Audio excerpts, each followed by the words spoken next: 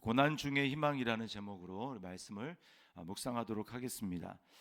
자, 우리가 경험적으로 보아도 이 세상에는 고난이 참 많이 있습니다. 34절 말씀에 보면 갇힌 자들을 억압하는 것에 대해서 이야기를 합니다. 그런 일들이 많이 있지 않습니까? 35절에 보면 사람의 재판을 굽게 하는 것에 대해서 이야기를 합니다.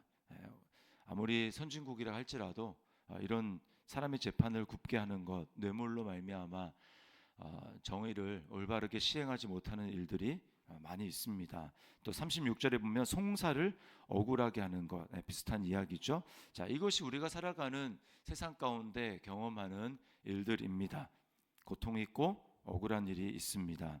자, 그런데 주님은 뭐라고 말씀하시냐면 그것을 주님이 기쁘게 보시는 것이 아니다라고 이야기를 합니다. 또 33절 말씀에 인생으로 고생하게 하시며 근심하게 하심은 본심이 아니시로다, 이렇게 말씀을 합니다. 그래서 많은 사람들이 고통과 고난이 있을 때 하나님 탓을 하지 않습니까? 하나님이 살아계시면 어떻게 이런 일을 있도록 만들 수가 있느냐?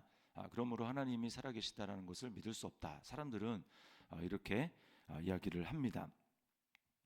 자, 그러나 오늘 39절 말씀에 보면 이 세상에 있는 고통에 대해서 자기 죄 때문에 당한다, 이렇게 이야기를 하고 있습니다. 물론 우리가 그 고통을 당하는 시점에 내가 딱 그 일을 했기 때문에 고통을 당한다, 뭐 이렇게 이야기는 할 수 없겠죠. 그러나 근본적으로 얘기했을 때 우리는 죄를 짓고 그 죄가 쌓여 있고 또 내가 죄를 짓지 않을 때 또 다른 사람들이 죄를 짓고 그 죄가 쌓여서 결국은 이 세상에는 일어나지 말아야 될 일들이 일어나고 있습니다. 하나님은 인간의 자유의지를 사용하시는 것을 이제 대부분의 경우에는 막지 않습니다. 그냥 내버려 두시죠. 그래서 그 인간의 자유의지를 잘못 사용하는 것 때문에 인간은 고통을 당합니다. 그래서 이제 술을 먹고 운전을 한다든지 그 대표적인 경우죠. 그래서 내가 그 일을 하지 않았지만 내가 그 일에 고통을 당하게 됩니다. 또 내가 알지 못하는 때 우리는 크고 작은 많은 고통을 다른 사람에게 또 안겨주기도 합니다. 다른 사람의 자신의 욕심을 이루기 위해서 다른 사람을 이용합니다. 다른 사람을 억압합니다. 또 교묘하게 속입니다. 이런 일들이 계속해서 인생 가운데 일어나죠. 그래서 우리는 크고 작은 고통을 경험합니다. 하나님이 그럼에도 불구하고 인간의 그런 것들을 막지 않는 이유는 뭐냐면 하나님이 인간을 자유로운 존재로 만드셨기 때문입니다. 하나님이 인간을 자유로운 존재로 만든 이유는 하나님과 사귀며 사랑하며 그 친밀함을 나누며 교제하기 위해서 그렇게 한 것입니다. 만약에 그렇지 않고 죄를 지을 수 없는 존재로 만들었다, 의지를 좋은 것밖에 선택하지 않도록 만들었다, 그것은 본능을 조작하고 본능을 이렇게 프로그래밍해서 살아가는 것이기 때문에 그것은 사랑이 아닙니다. 억압된 사랑은 사랑이 아니죠. 그래서 하나님이 인간을 사랑할 수 있는 존재, 하나님을 사랑하고 교제할 수 있는 존재로 그렇게 만드셨기 때문에 하나님은 인간이 하나님을 떠날 수 있는 선택을, 그 죄를 선택할 수 있는 위험조차 감수하시면서 하나님은 인간을 사랑하는 존재로 만들었습니다. 사춘기의 자녀가 부모에게 반항하고 부모의 마음을 아프게 할 수 있는 그것들이 있지 않습니까? 그것은 자유의지가 있기 때문에 그 일을 하는 것이죠. 이 세상에 그런 고난이 존재합니다. 자, 그럼에도 불구하고 우리가 그 힘겹고 한숨을 지을 수 있는 그러한 세상 가운데 살아가면서도 소망이 있는 이유는 오늘 22절과 23절에 보면 하나님의 인자와 긍휼하심 때문이다라고 이야기를 합니다. 이것이 아침마다 새롭다라고 말씀을 하고 있습니다. 여러분, 이 구약에도 예레미야가 지금 망한 이때에 이렇게 하나님 앞에 고백할 수 있다면 우리는 복음의 계시, 하나님의 구원의 계시를 이미 성경 66권을 통해서 다 알고 있는 우리는 정말 어떠한 어려움이 당한다 할지라도 우리는 하나님 앞에 이렇게 고백할 수밖에 없습니다. 예레미야보다 더 큰 감사와 고백으로 하나님 앞에 들을 수밖에 없습니다. 하나님의 인자와 긍휼의 무궁하심이 아주 가장 극명하게 드러나는 것이 십자가입니다. 영원한 하나님, 자기 아들을 사람이 되게 하셨죠. 또 그 목적은 오로지 우리를 위해서입니다. 일이라도 하나님 자신을 위한 것이 아닙니다. 아버지를 위한 것이 아니고 아들을 위한 것이 아닙니다. 오로지 100% 나를 위해서, 사람들을 위해서 그 일을 하셨습니다. 이 땅에 사람이 되어 오셔서 33년간 사신 이유는 우리가 당하는 인생의 고통을 친히 아시려고, 맛보시려고 그렇게 하신 것입니다.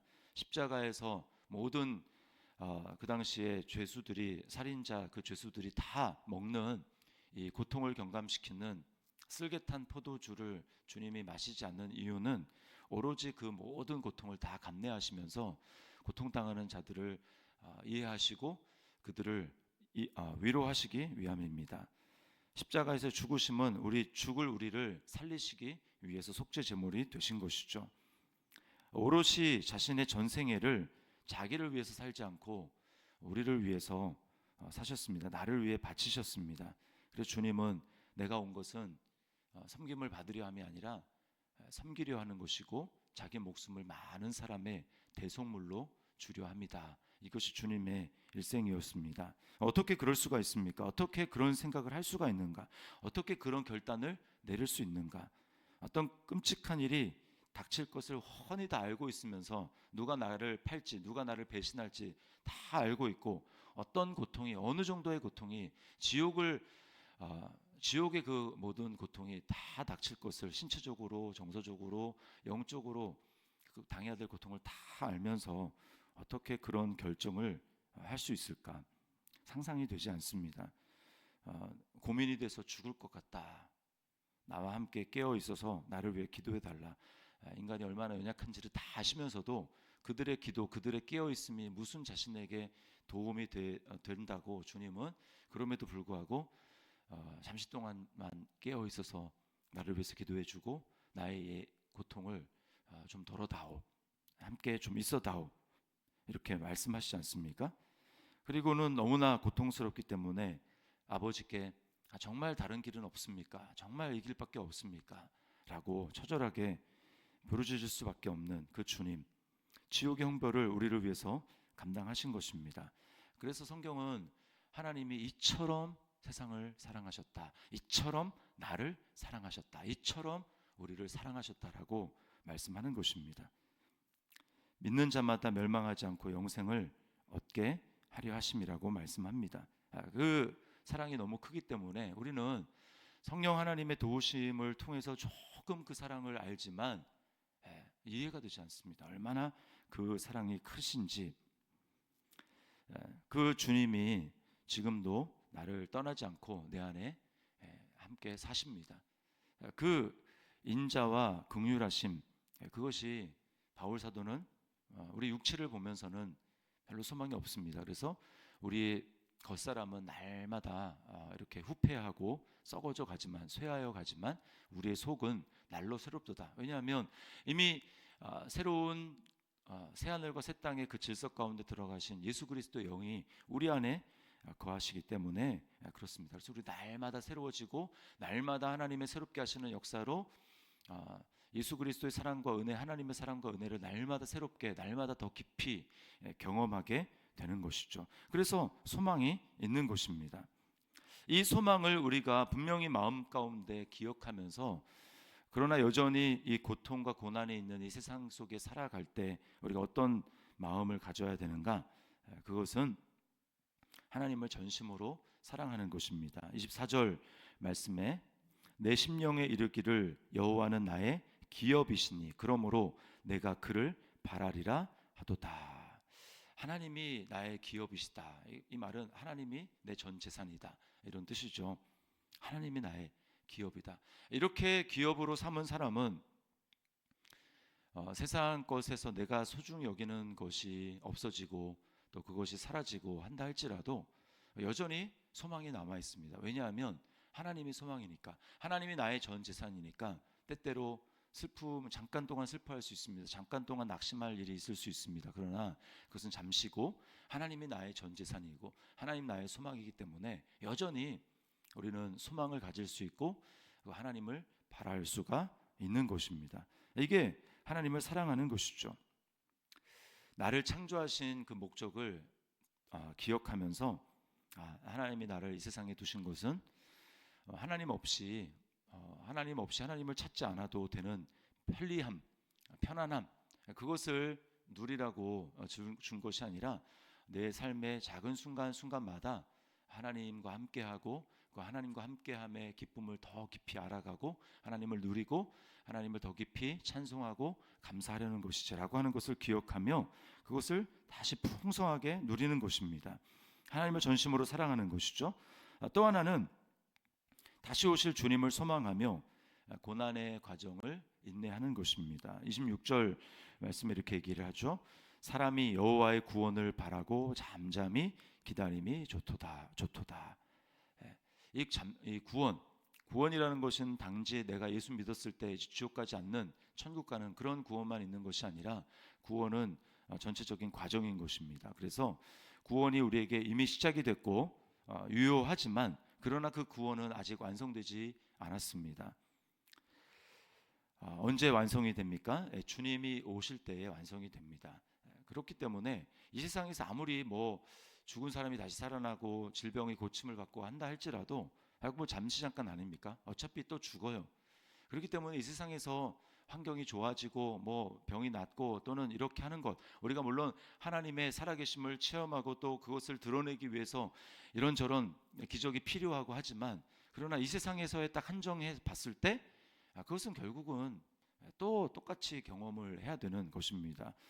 그래서 우리가 진짜 구원은 뭡니까? 예수님이 오셔서 새하늘과 새 땅에 임해야 되는 것이죠. 하나님 나라가 완전히 이 땅에 임해야 하는 것입니다. 죽을 몸이 죽지 않는 몸에 부활의 몸을 덧입어야 하는 것이죠.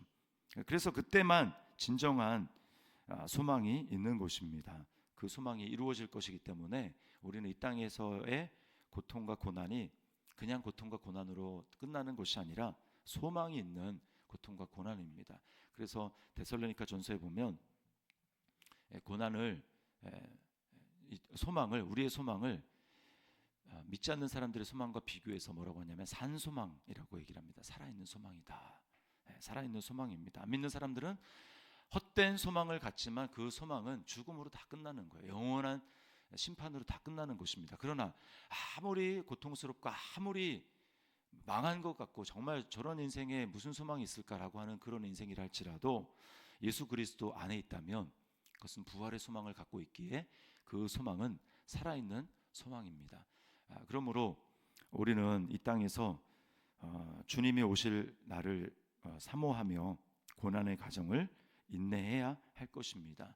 이 땅에 나의 본향이 있는 것이 아니라 영원한 하나님 나라의 본향이 있음을 기억하고 오늘 우리가 살아가는 이 세상 가운데 한숨을 짓고 탄식을 하지만 그것은 우리 지난 특세에 나누었던 것처럼 우리에게 영광이 이루어지게 하는 고난입니다.